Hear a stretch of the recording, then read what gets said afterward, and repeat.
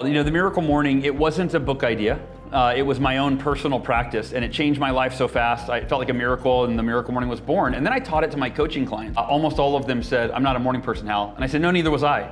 And I gave them some tips. Move that alarm clock across the room. It gets you out of bed to turn it off. Now you're awake. And 13 out of 14 came to their next call and said, "Oh my gosh, Hal, I've never been a morning person. I'm now doing the Miracle Morning every day, and I'm happier, I'm more focused, I'm more motivated." And that's when the light bulb went off, and I went, if it worked for me and I wasn't a morning person, it worked for them and they weren't morning people, this could work for anybody.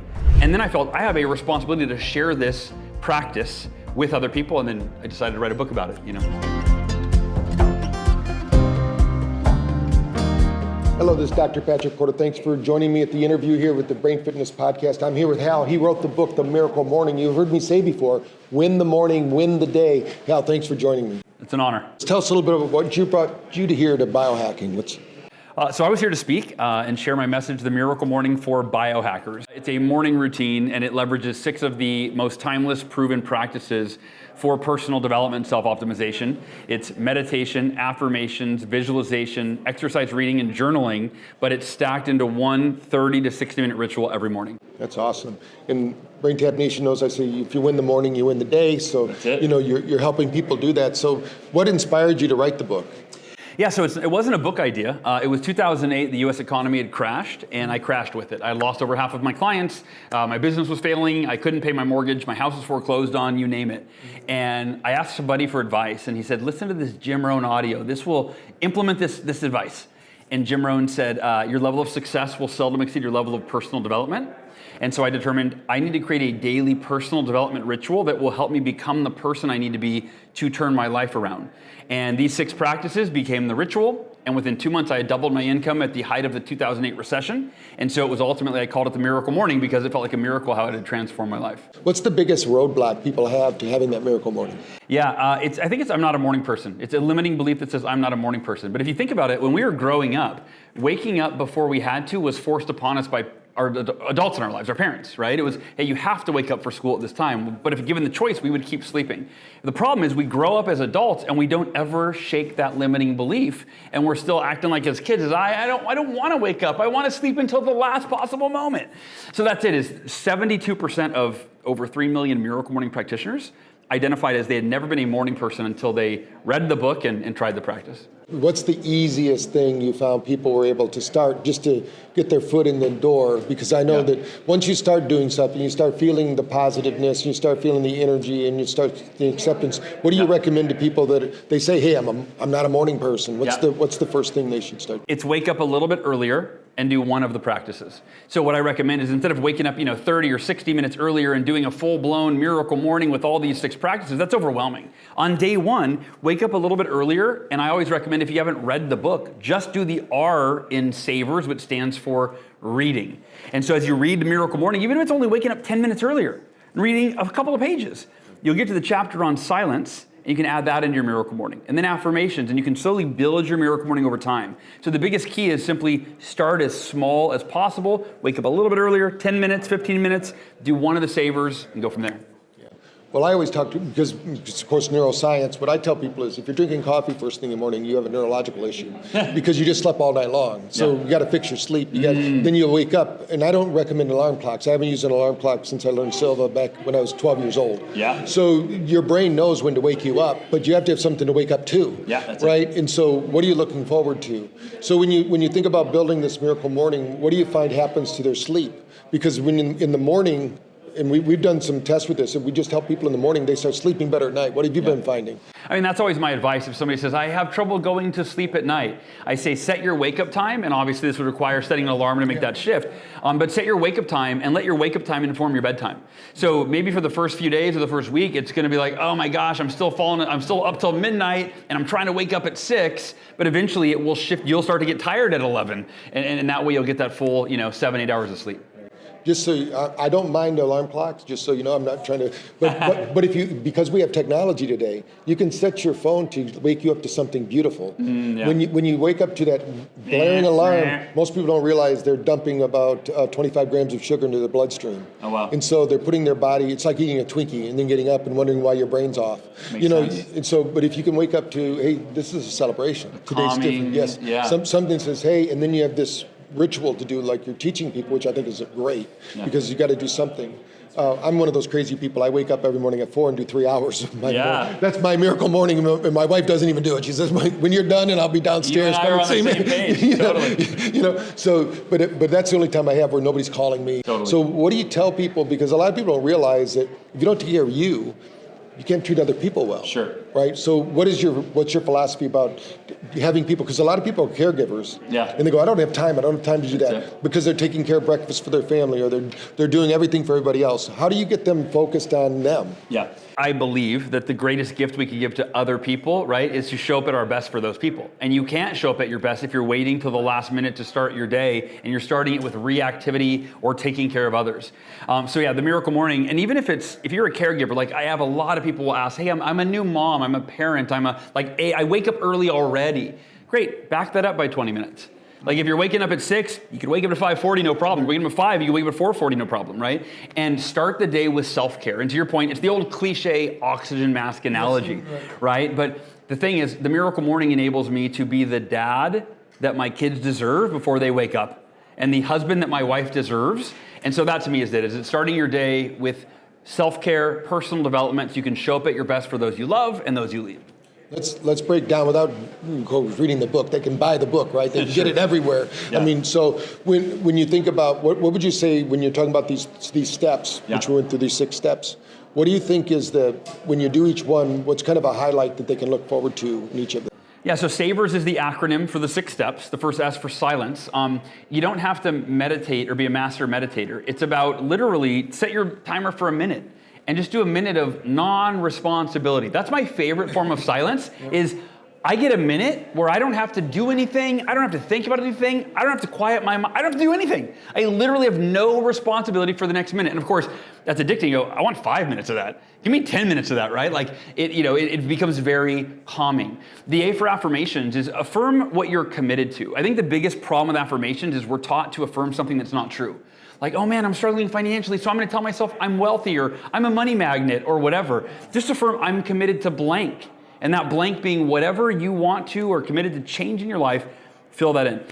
The V for visualization, you don't need to create a vision board. It's just the one thing you need to do today to move forward in your life. See yourself doing that with a smile on your face, with confidence and joy in a peak state, so that you're mentally rehearsing doing that thing. And when it's time to actually pick up the phone and make those calls or go for that run, you've already rehearsed it in a peak state, so it's much easier to do it in real time. The E for exercise, do 60 seconds of jumping jacks. Just move your body, get the blood and oxygen to your brain. You'll take your alertness from a 2 to an 8 in those 60 seconds. There are for reading. Read 1 page out of a book, or 2 pages, a few pages that will teach you one thing that you can apply to your life. It's not quantity, it really is quality. And the final S for scribing, I always write down one thing I'm grateful for, and I put my hand on my heart and I feel it.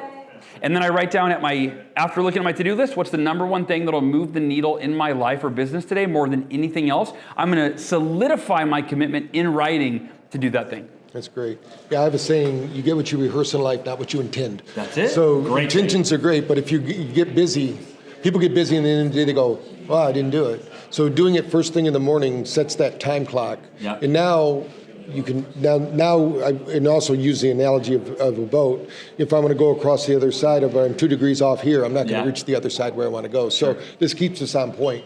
What do you think is the biggest resistance besides what you've already shared? Is there any other resistance points? Because people listening out there may go, that all sounds really good, but that's too foo-foo for me. Yeah, it's something that I wrote about in the original Miracle Morning book called Rear View Mirror Syndrome, right? And I don't know if I made that up. I thought I did at the time, but it's the idea that we tend to have a really difficult time seeing ourselves as capable of something we've never done before, right? We have this rear view mirror in our subconscious, and we're faced with a challenge or an opportunity. You check it, you're like, have I done that?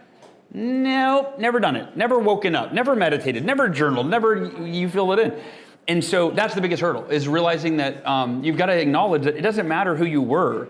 Where you are is a result of who you were, but where you go depends on who you choose to be today, what you choose to do today. So that's it. It's that rear view mirror syndrome, limiting yourself based on who you were, as opposed to realizing that we're all limitless and we can do, be, and create anything in our lives. That's great. I'm going to use that because I think that's awesome.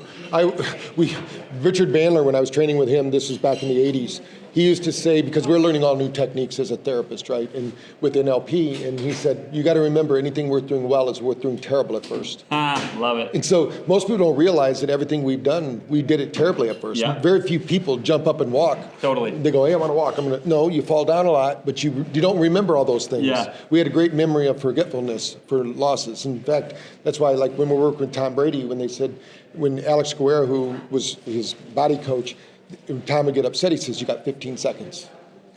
You can be upset for 15 seconds, but then you got to go out and act, because if you're a quarterback, imagine you're at that level. Yeah. If he goes out there pissed off, he's going to throw another interception. He's going to screw it up. Yeah. So we got to learn to reset in our own lives. So I think that's a really good point. I think the past is a good barometer of where we've been, but it's not where we're going. No, exactly. And I love that analogy. I think that's awesome. So when you think about coaching people, what things have you seen happen and transpire just by changing this morning routine? What have you found? I mean, it's wild. The Miracle Morning, it wasn't a book idea.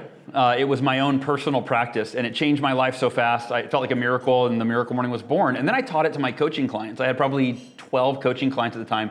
Almost all of them said, I'm not a morning person, Hal. And I said, no, neither was I. And I gave them some tips. Move that alarm clock across the room. It gets you out of bed to turn it off. Now you're awake, and plan it beforehand, etc. It was 14 coaching clients. 13 out of 14 came to their next call and said, oh my gosh, Hal, I've never been a morning person. I'm now doing the Miracle Morning every day, and I'm happier, I'm more focused, I'm more motivated, I'm running again, I'm journaling, I never thought I'd meditate, you name it. And that's when the light bulb went off, and I went, if it worked for me and I wasn't a morning person, it worked for them and they weren't morning people, this could work for anybody. And then I felt I have a responsibility to share this practice with other people. And I'll tell you one thing I think it's important, I forget sometimes to mention this, is there's a distinction between, there's two ways to approach the Miracle Morning. There's to approach it as a general personal development, self-optimization practice, where you're not focused on anything particular, you're just every day I'm meditating and I feel better. I'm doing affirmations toward my different goals, and I feel more, I'm committed, I'm focused, I have clarity, right? I'm visualizing various things, I'm exercising, I'm reading different books, I got a book on this, a book on that. The general personal development practice helps you show up every day in a heightened mental, emotional, and spiritual state. Then there's a focused Miracle Morning where you've determined, I have the number one priority in my life right now is blank, and I'm going to focus all 6 of my savers on that one thing. I'll give you 3 examples. In 2008, my number one priority was to double my income. The books I read, the affirmations I generated, what I visualized, it was all focused on doubling my income as fast as possible. I thought, give me a year and I'll do it. It happened in 2 months. Fast forward a year later, I wasn't a runner, so I committed to run a 52-mile ultra marathon because I hated running, and I thought, man, that'll really get me out of my comfort zone. So all 6 savers, the book I read was called The Non-Runner's Marathon Trainer. I then affirmed that I was committed to running the marathon, why I was committed, and which actions I would take. Then I visualized going for a run that day in a peak state. All my savers were on that marathon, and 6 months later I ran 52 miles. And then most recently, I was diagnosed with a rare form of cancer and given a 30% chance of surviving. Well, nothing mattered in my life other than beating cancer. So all 6 of my savers were focused on that singular outcome, and I'm here today to talk about it. So that's the distinction is the Miracle Morning is a general practice, but when you've got a clear goal outcome in your life that is so important, you focus your savers on that one outcome, and you accelerate your ability to achieve it. With this Miracle Morning movement that's happening out there and people are changing their mindset about mornings, what's next for Al? Yeah, so we've got 15 books in the Miracle Morning series. We did a documentary, the Miracle Morning movie. Most recently, we launched an app a couple of years ago. That has become a huge part of the Miracle Morning movement. Honestly, the way that I look at it is 3.5 million people have read the Miracle Morning. That means that I have my entire lifetime to reach the other 8 billion people.